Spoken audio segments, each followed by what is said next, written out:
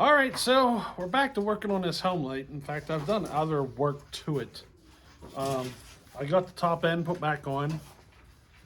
She's all assembled, the crankshaft, all that stuff's done. And I'm actually working on the spark right now, the ignition system. So I got that point system off of the other saw, our donor, and I'm working on getting it installed here. But before I put the flywheel on and start checking for spark, I figure I might as well go ahead into the points and get them filed out. You know what I mean? Just save me one extra step of having to tear it apart, you know what I mean? If they end up needing it, I gotta put it together, then I gotta take it back apart. So I figured I might as well just go ahead and get in here and do this. But, I mean, I need to put a seal in it too. And in order to put the seal in it, I gotta pull the points out. So, you know, kill two birds with one stone. So what do you say? We go ahead. There's a couple of screws here we gotta pull out to get this thing disassembled. So I got the points out. Well, not out, I mean they're loose. But I gotta get to the seal underneath, and I use a broken screwdriver to pop the seal out. It can be a bugger sometimes. I should have did this before I put it together, because then I could get it from the back side and pop it out. You know what I mean? So I'm just gonna have to deal with it and work at it until I get it.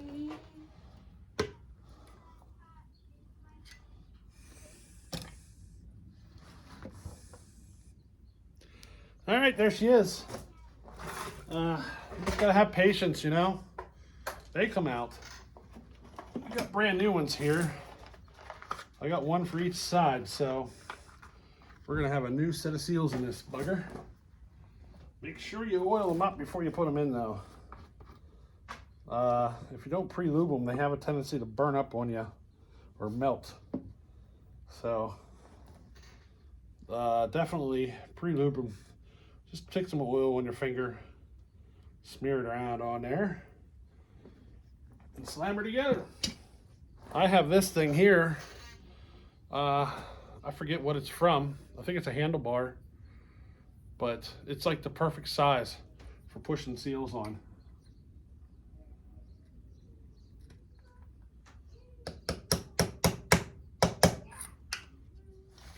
All right, that seal's in.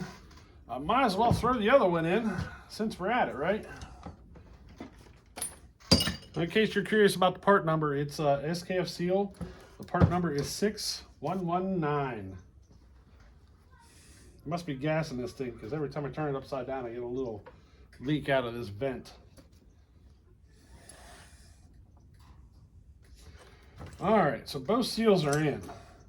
Now I'm going to work on these points, and some people get in there and sand them while they're together. They'll just stick a piece of sandpaper in between there. But I find a lot of these old saws, you got to get a little more extreme sometimes, because they'll burn a hole into them. So you're actually better off to take them out and hit them with a file. You stand a lot better chance, you know what I mean?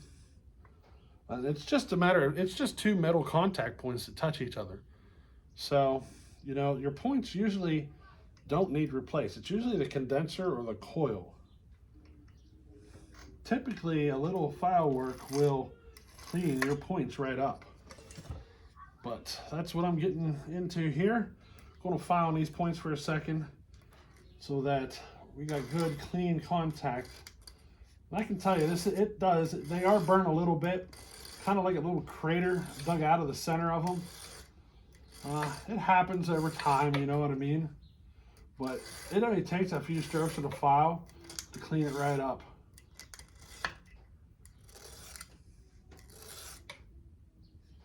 So there's one of them.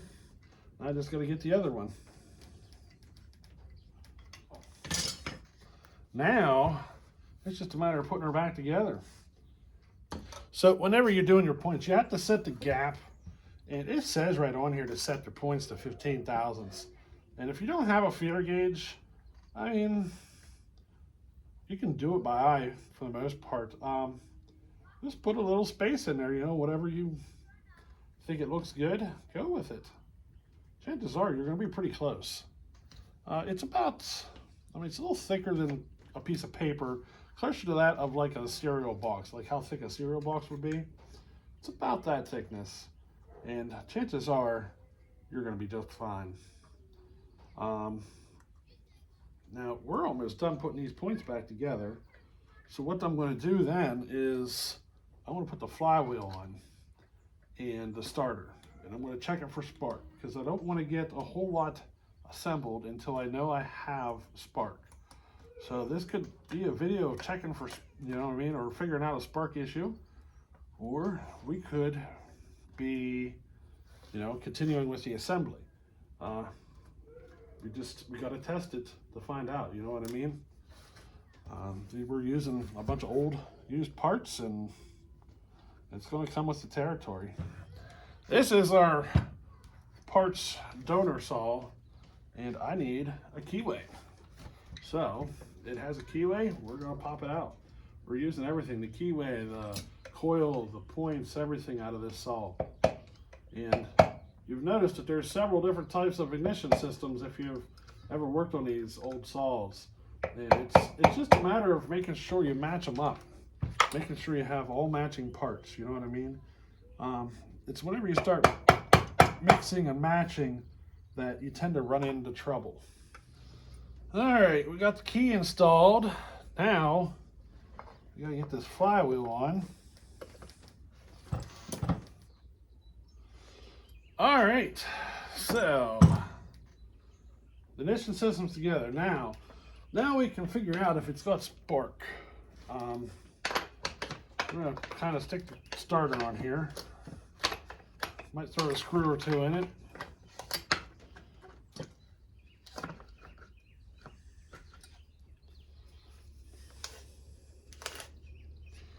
Starter don't want to retract. She needs a little lubrication.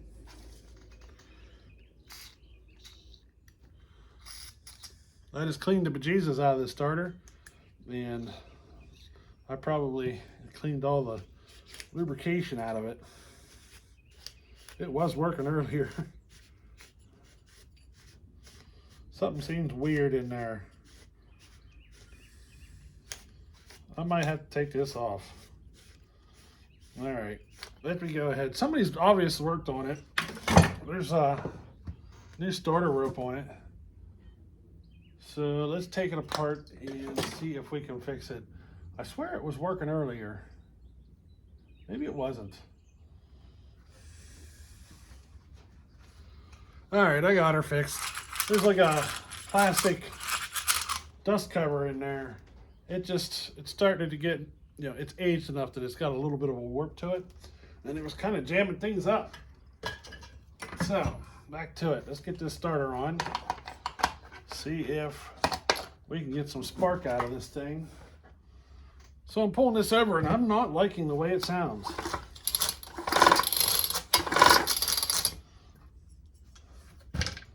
I'm wondering if I had a bad top end bearing or something. Maybe the squish is tighter than I thought it was. I wonder, maybe I should check that. What do you think? Let's check it.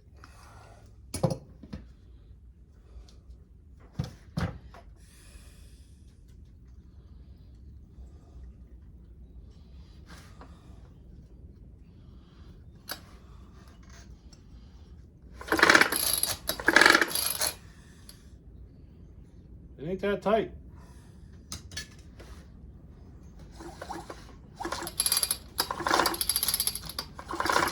What is making that sound?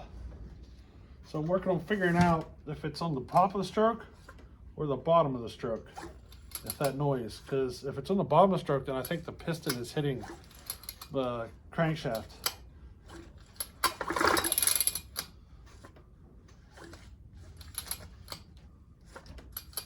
They have a mismatch of parts here or something, you know what I mean? So I wouldn't be surprised if something just wasn't jiving quite right.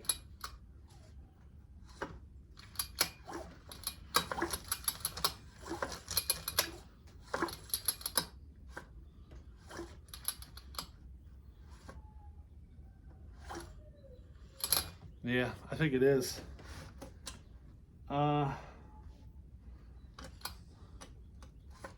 I'm feeling tension, so I can see through the reed block here.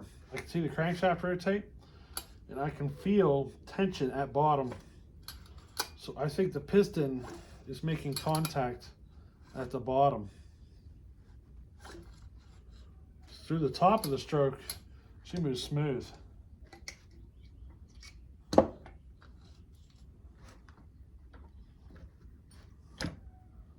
It's only at the bottom, right at the bottom, right when the counterbalance part of the crankshaft would be facing tightest to the piston. So the piston and the counterbalance would be, you know, right next to each other. That's where I'm feeling it. So it looks like I'm gonna have to pull the top end off. But in the meantime, I already know how to fix that. I've done it before. You run into this every once in a while. You usually run into it with the aftermarket Little Red Barn pistons. You'll run into this issue. This is the first time I've had OEM parts do this. But again, I'm running a 925 top end on an 870 bottom, so you know what I mean. So the Little Red Barn might have used the tolerances of one of the older saws, where, you know what I mean. So in the newer ones, you run into the issues, and I'm probably running into basically the same thing. You know what I mean? It's an easy fix. You just pull it apart, do a little bit of grinding at the bottom of the piston, just to open up some of your tolerances, or you can even do it at the crankshaft, open up some tolerances, and she cleans right up. So if I tried to start it like this though, she'd have a heck of a rattle. I'll have to pull the top end back off though to fix it. But in the meantime, I can throw a spark plug in here and see if we get sparky. Here we go, brand new CJ84. Stick it on. Let's see if there's any spark.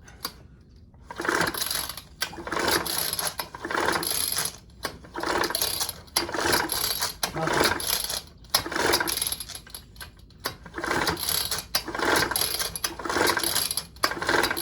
Okay, there's no spark, so we're gonna have to start going through the system. Pretty certain the points are fine. It would be the coil, and I noticed the coil had some melting issues on it from where it got hot from being so close to the cylinder. So yeah, we know where to progress from here. Gotta fix a couple of things, figure out our spark. We're gonna be kind of doing all this at the same time. I do have this coil here. I don't know if it'll work. It is riveted in place though, where the other one is screwed in place, but they do look identical. You know what I mean? So I can just drill the rivets out, I guess.